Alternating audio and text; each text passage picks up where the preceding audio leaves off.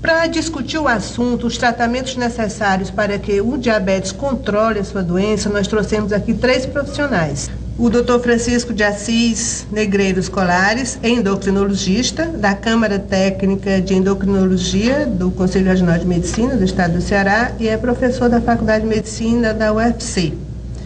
O Dr. Zuil Fernandes Lobo Filho é cirurgião geral, chefe da emergência do Hospital Geral de Fortaleza.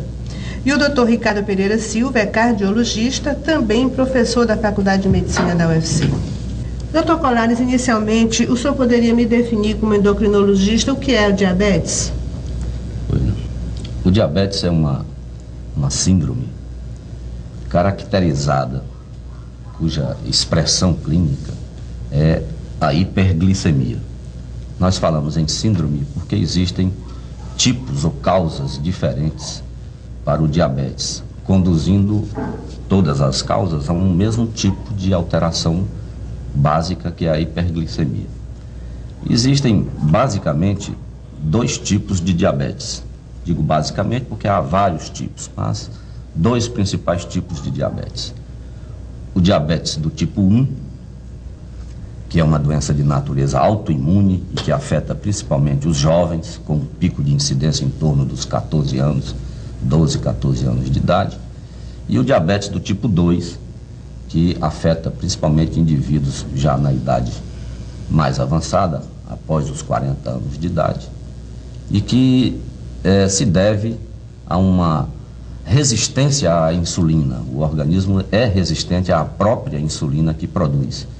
É, de um modo geral, um diabetes mais brando e que pode ser tratado sem a necessidade de insulina durante os anos iniciais da doença. Já o tipo 1 requer insulina desde o início. Essas 2 formas representam a quase totalidade dos pacientes diabéticos, sendo que o tipo 1 importa em mais ou menos 10% e o tipo 2 em aproximadamente 90% de todos os casos. Doutor Ricardo, quando é que o diabetes se transforma numa doença de interesse do cardiologista, de cuidado, necessidade de cuidado do cardiologista? Angela, a propensão do diabético para que ele se torne um doente cardíaco é muito grande. É tão grande que existem trabalhos que mostram que a probabilidade do indivíduo diabético vir a ter um infarto agudo do miocárdio é a mesma probabilidade de um indivíduo que já teve um infarto do miocárdio vir a ter um novo infarto. Baseado nesse conhecimento, na alta probabilidade da doença cardiovascular, da doença coronariana do diabético, é que muitos parâmetros de tratamento, quando nós vamos tratar o diabético, nós tratamos como se ele já fosse portador de uma doença coronariana. O exemplo é o tratamento do colesterol. Existem alguns parâmetros para se indicar o uso de medicamento, o tratamento medicamentoso. Por exemplo, quando o indivíduo já tem doença coronariana, o objetivo é manter o LDL, que é o mau colesterol, abaixo de 100 mg por decilitro. Quando o indivíduo é diabético, também se toma o mesmo parâmetro. Para o indivíduo diabético, há que se ter o LDL abaixo de 100 mg por decilitro, tamanha a probabilidade desse indivíduo ter doença coronariana. Outra coisa que preocupa no diabético é a sua gravidade quando ele se torna realmente portador de doença cardíaca. Então, um indivíduo diabético que tem um infarto agudo do miocárdio, a mortalidade dele é maior do que um indivíduo que não é diabético. Quando você tem um indivíduo diabético que vai para um procedimento, por exemplo, de revascularização do miocárdio, a popular ponte de Safena, então esse indivíduo também tem uma morbidade e uma mortalidade maior. Então, dentro do campo da cardiologia, o indivíduo diabético é um indivíduo todo especial. Doutor Zuil, como é que a diabetes pode transformar numa doença de emergência? É o seguinte, a gente tem visto na emergência do Hospital Geral, onde nós estamos na frente, assim, que tem três tipos de pacientes que permanecem assim, na emergência com uma frequência muito grande. Primeiro são os pacientes de natureza neurológica, são as patologias neurológicas, a patologia, a nefropatia, nefropata e o paciente que tem uma vasculopatia periférica.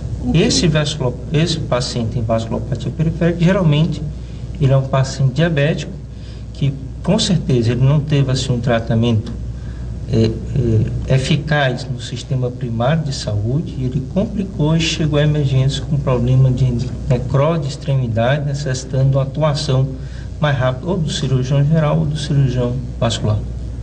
Quando é que isso chega a acontecer, doutor? É quando não existe o cuidado do dia a dia, que chega a uma situação como essa que o doutor falou? Sim, certamente. O diabetes requer um controle rigoroso do nível de glicose no sangue. É sabido hoje, depois de vários estudos feitos em países como a Inglaterra, e nos Estados Unidos e no Canadá, é sabido que o rigoroso controle da glicemia, da taxa de glicose, retarda, posterga, minimiza o aparecimento das complicações decorrentes do diabetes. Quer dizer, quando o médico se esforça no sentido de baixar a glicose através de medicamentos, de mudança de estilo de vida, através da própria insulina, tem um objetivo, que é o de evitar as complicações. E o paciente diabético, não bem controlado no decorrer de anos, ele marchará invariavelmente para essas complicações. São quase sempre complicações de natureza vascular, quer dizer, dos vasos sanguíneos, tanto dos microvasos, como é o caso da retina, o caso dos rins, como dos vasos de grande calibre, no caso a coronária, os vasos cerebrais e o dos membros inferiores, sendo responsável, então, nesse caso, dos membros inferiores, pelo que o Dr. Zuil falou, nas amputações, nas gangrenas, por obstrução da grande circulação. Assim, o que a gente observa, assim, em dados estatísticos, é de que, assim, tem 10 a 15% dos pacientes diabéticos que não foram bem tratados vão terminar numa amputação. Desses, 40% vão fazer uma segunda amputação dentro de 5 anos se não for bem tratado. Então, o que é que está acontecendo? Se a gente não tiver um sistema básico de saúde funcionando, controlando esse diabetes, esses pacientes vão para um sistema terciário, né, onde o serviço público, né, o Estado vai gastar muito mais com esse paciente, o custo é muito mais alto do que com o tratamento primário. Esse paciente, ele é um paciente que tem, assim, um peso social muito grande, né?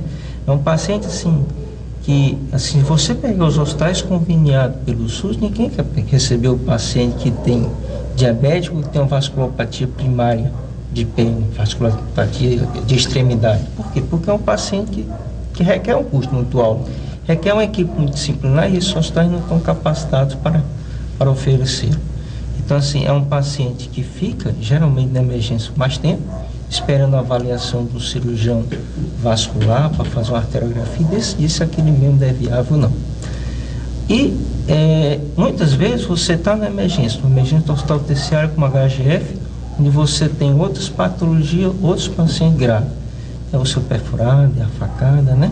E esse paciente vai ficando para a segunda linha de atendimento. Então, o paciente que ou a gente toma medida mais assim, mais eficaz no sistema primário para tentar controlar o diabetes dele, ou então a gente tem assim um problema não só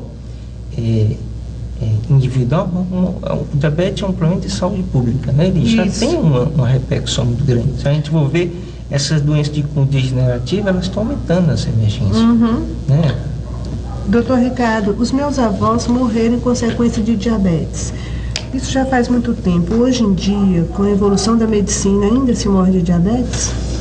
Ainda se morre, principalmente das complicações do diabetes, né? Como o doutor Colares falou, a incidência de doença vascular no diabético é muito grande. Então, o indivíduo diabético ele tem uma propensão maior, tanto a ter doença das coronárias, quanto a ter doença vascular cerebral, por exemplo, que é o famoso AVC, o acidente vascular cerebral. Então, o indivíduo diabético está mais propenso a isso. Queria aproveitar também e falar um pouquinho, por sugestão do Dr. Colares, em síndrome metabólica, que é uma síndrome cujo diagnóstico está muito em voga hoje em dia e que chega com igual frequência no consultório do cardiologista, como eu, ou no consultório do endocrinologista, Dr. Colares. O que é essa síndrome? Então, a síndrome metabólica, como o Dr. Colares falou, é uma síndrome, é um conjunto de sintomas ou de sinais. Então, existem quatro itens. Desses 4, é necessário o preenchimento de pelo menos 3. Que 4 itens são esses? Um é a obesidade. A obesidade tanto pode ser determinada pelo índice de massa corpórea, mas aí ela é determinada pela circunferência abdominal. Então, a mulher com circunferência abdominal acima de 95 centímetros, o homem com circunferência acima de 102 centímetros. Esse é um item. O segundo item é o HDL, que é o bom colesterol, abaixo de 40 miligramas por decilitro. terceiro item são os triglicérides, que fazem parte da gordura sanguínea, acima de 150 miligramas por decilitro. E o quarto item é a pressão arterial sistólica superior a 130 por 80 milímetros de mercúrio. Então, se desses 4 itens o indivíduo preenche 3, então ele tem o que nós chamamos de síndrome metabólica. E isso aí faz com que o prognóstico desse indivíduo também seja desfavorável em relação a quem não é portador desta síndrome. Doutor, como é que se identifica? Como é que você tem condição de identificar que a pessoa tem diabetes e quais as providências iniciais que devem ser tomadas? Bom, o diabético do tipo 1, ou melhor, o diabetes do tipo 1, a apresentação clínica da doença é muito escandalosa, vamos dizer assim, na maioria dos casos. É muito perceptível, né? Como foi dito, acontece o diabetes do tipo 1, principalmente em jovens, em crianças, em adolescentes, e a manifestação inicial é muito clara, muito chamativa de atenção. A criança começa a urinar exageradamente, a ter uma sede incontrolável, a perder peso, apesar de estar se alimentando normalmente, ou às vezes até com polifagia, com aumento da ingesta. E isso, em geral, pelo menos em 50% dos casos, conduz a um estado que nós chamamos de cetoacidose diabética, que já foi antigamente chamado de coma diabético, mas não chega a ser um coma, pelo menos na maioria dos casos, mas uma diminuição do sensório. E isso é muito sintomático, né? A maioria dos médicos sabe reconhecer um caso de cetoacidose diabética, e o diagnóstico, além desses dados clínicos, é feito com um único e simples exame do nível de glicose em polpa digital. Uma gotinha de sangue você detecta níveis de glicemia de 400, 500, 600 miligramas. Também a presença na urina de substâncias que são chamadas de corpos cetônicos, a presença de ácidos na urina. E é visível isso? É um examezinho de urina feito com tira em qualquer serviço de emergência, isso é para ter, né? Deve ter. Então é fácil o diagnóstico nessa apresentação assim tão florida. Mas o diabetes do tipo 2, ele tem uma apresentação clínica mais silenciosa.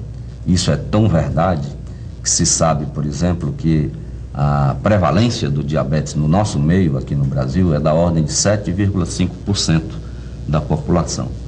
E, no entanto, só a metade dos pacientes diabéticos sabe ser diabético. O que significa que dos aproximadamente 8 milhões de diabéticos que nós temos nesse país, só 4 milhões têm o diagnóstico feito. E desses 4 milhões, só uma pequena parcela tem o seu diabetes bem controlado. Doutor, isso significa uma situação de saúde pública, como o senhor falou. Se as pessoas não têm conhecimento que são diabéticas, consequentemente se alimentam de tudo, bebem, isso tem como consequência o quê?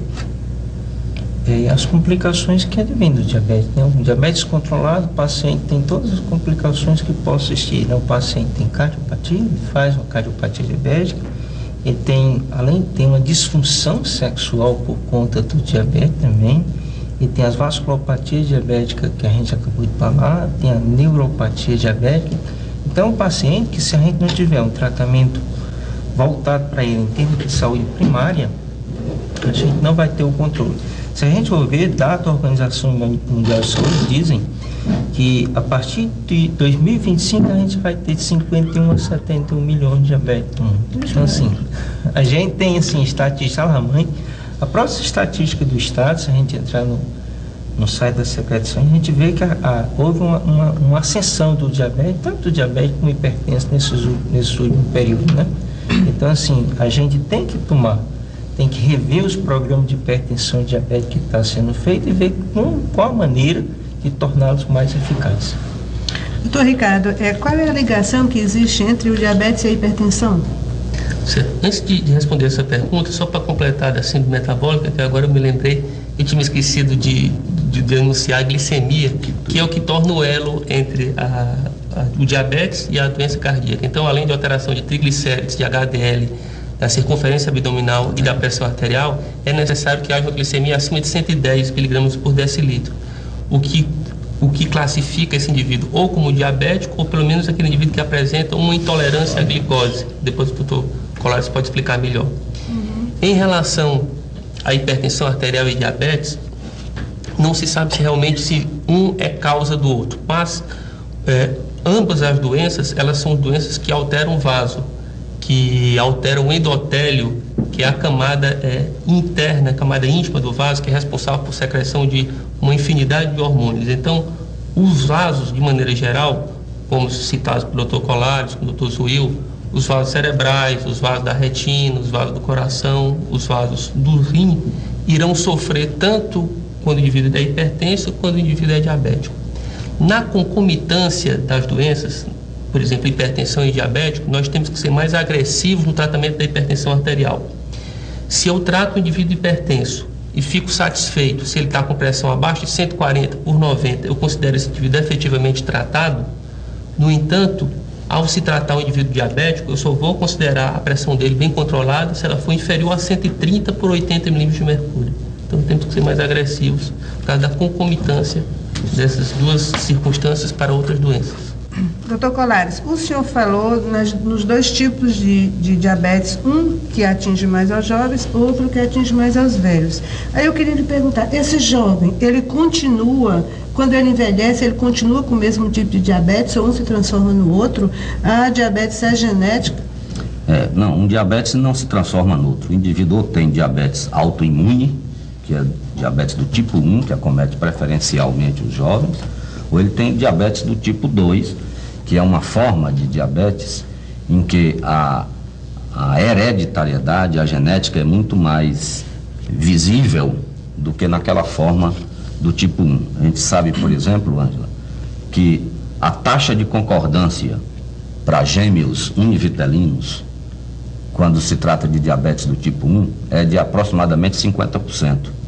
Já a taxa de concordância para gêmeos univitelinos com diabetes do tipo 2 é de aproximadamente 100%.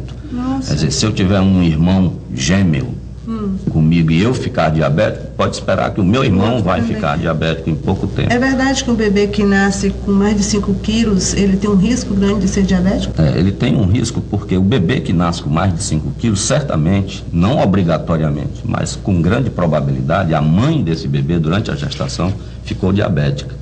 Então, por esse motivo, como ele se desenvolveu muito durante a gestação, porque houve uma oferta muito grande de glicose e ele transforma a glicose em gordura, o bebê não é diabético ainda durante o desenvolvimento, mas como a mãe é diabética, há um aporte maior de glicose e o bebê cresce muito.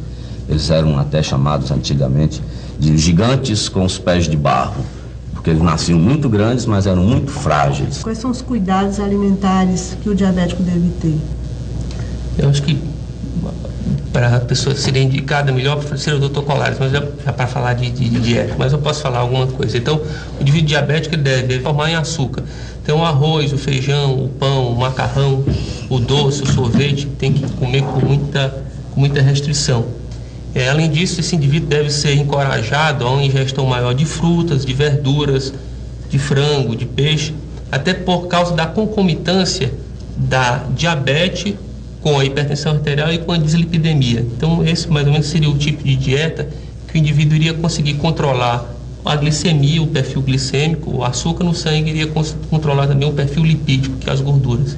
Sem esquecer o exercício físico, né, que é fundamental na sociedade, nos tempos atuais, que o sedentarismo impera. Então, o exercício físico, principalmente o exercício físico aeróbico, né, quando, ao ser recomendado para indivíduos acima de 40 anos, que se faça uma avaliação cardiológica antes de liberar esse indivíduo para o exercício físico, mas que os indivíduos diabéticos devem ser encorajados o mais possível à prática de exercício físico. O cuidado baixo diabético é importante, acho que a avaliação com o oftalmologista, devido à retinopatia diabética. Sim, no oftalmologista, quais são as consequências que o diabetes pode trazer para a vista das pessoas? Cegueira. É mesmo? Acho que o ponto final é assim.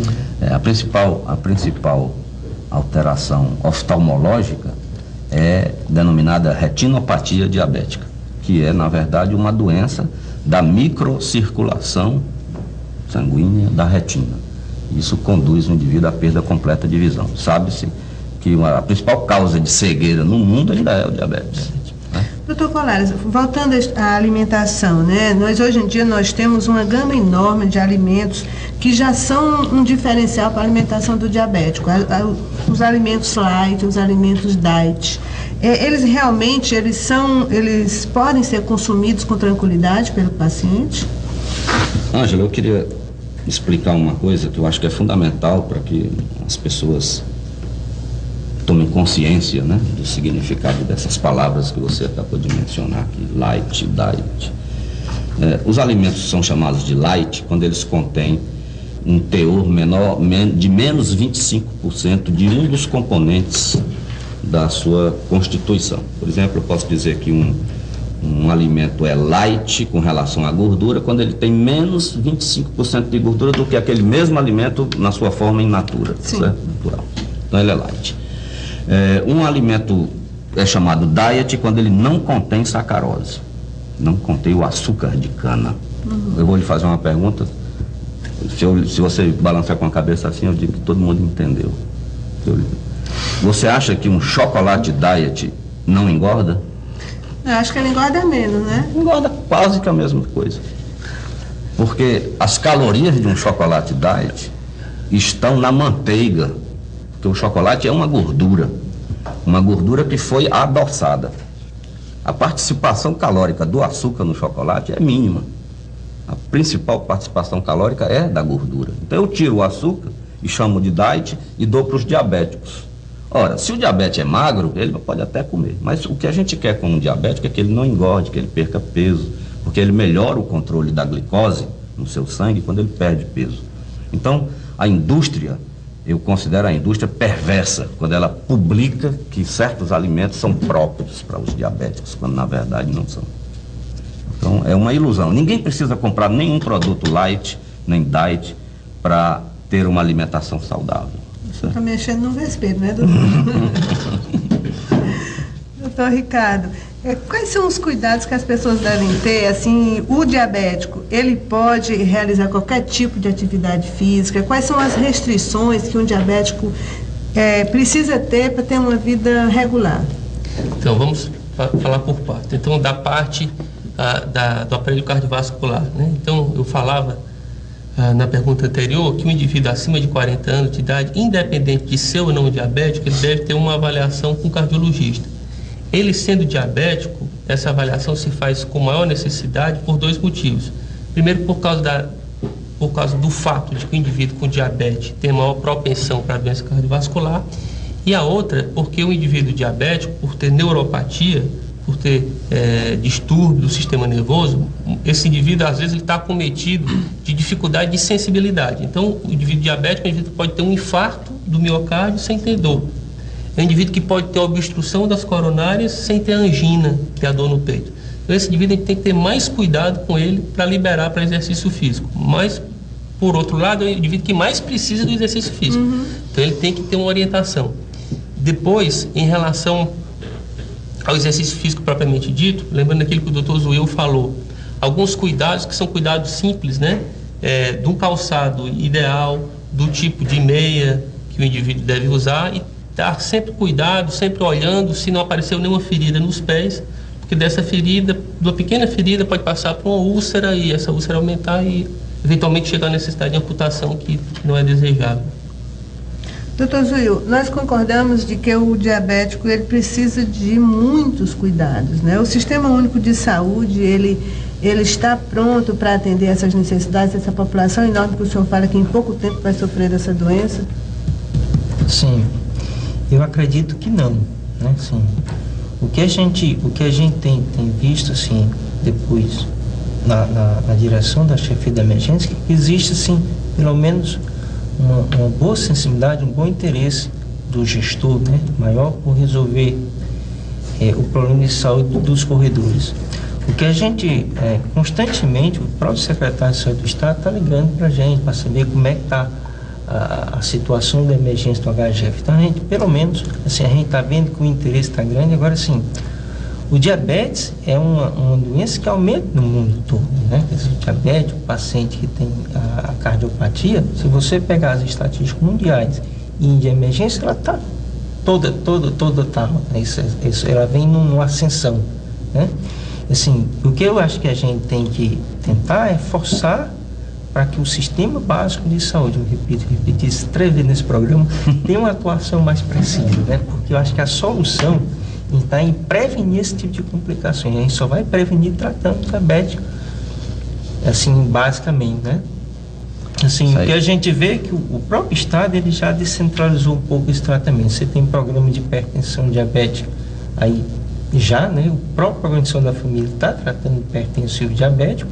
Agora, é preciso que a gente fique reavaliando isso constantemente para ver como é que esse programa está funcionando. Pois é, as pessoas, através do programa de saúde da família, através do atendimento nos postos, né, que é o atendimento de ponta, o senhor acha que as pessoas dispõem de informações para se tratar lá na ponta? Eu acredito que sim. Eu acho que o que a gente poderia associar também a isso seria assim, esses programas de mídia mesmo, né? Você só vê campanha de esclarecimento. Você só vê falar em AIDS na época do carnaval, depois disso as coisas vão por, né? E a mesma situação a gente está vendo em relação ao diabetes. É uma patologia que as estatísticas mostram que vão crescendo. Hipertensão do jeito, no instante ninguém está vendo essas campanhas com tanta firmeza sendo colocada na mídia, né? Com respeito à obesidade, é necessário que a gente tenha o seguinte foco. A obesidade é fator desencadeador de diabetes em indivíduos geneticamente predispostos para diabetes. Não se pode pensar que por ser obeso um indivíduo vai ficar diabético. É necessário que ele tenha a carga genética, a predisposição genética para isso. Mas os diabéticos, ou melhor, os indivíduos que têm a predisposição genética, se eles levarem uma vida atlética, o seu diabetes poderá aparecer, mas muito tardiamente, de maneira mais branda, mais leve. Isso como regra geral. E já os indivíduos que têm a predisposição diabética e, no entanto, levam uma vida sedentária, com 30 anos de idade, estão pesando 120 quilos, com circunferência abdominal de, não sei, 110 centímetros, com hipertensão arterial. Esse indivíduo fica diabético com 30 anos, com 25 anos. Como é, doutor? Fazendo cirurgia para emagrecer. Inclusive, hoje se indica a cirurgia de Capella, que é a redução do estômago, para diabéticos que ainda não são, para diabéticos não, para obesos que ainda não são diabéticos, para evitar, pelo fato como uma forma de prevenção de diabetes. Com relação à área de cardiopatia, doutor, existe algum tipo de prevenção? Prevenção para o diabético, para que o indivíduo se torne diabético ou para que o indivíduo diabético tenha o seu perfil melhorado, é mais ou menos a mesma que o doutor Colares falou. Eu acho que isso basearia num tripé, constituído por exercício físico, exercício aeróbico, talvez um pouco de peso também, mas principalmente exercício aeróbico, uma alimentação saudável, aquela que a gente já falou, diminuindo os carboidratos, aumentar a fruta, aumentar a verdura, diminuir gordura saturada, né? E uma coisa que não foi citada aqui, o tabagismo, né? O tabagismo quer dizer que concorre tremendamente como fator de risco para a doença cardiovascular. Então, quando ele está associado ao diabético e está associado à hipertensão ou à dislipidemia, então a probabilidade do indivíduo vir a manifestar uma doença coronariana é altíssima. Então, esse indivíduo também diabético deve ser orientado para, se for tabagista, para procurar suspender. Doutor Zil, só para concluir, as pessoas que estão nos ouvindo e que por tudo que a gente falou estão na dúvida que seriam diabéticos, que providência inicial eles deveriam tomar?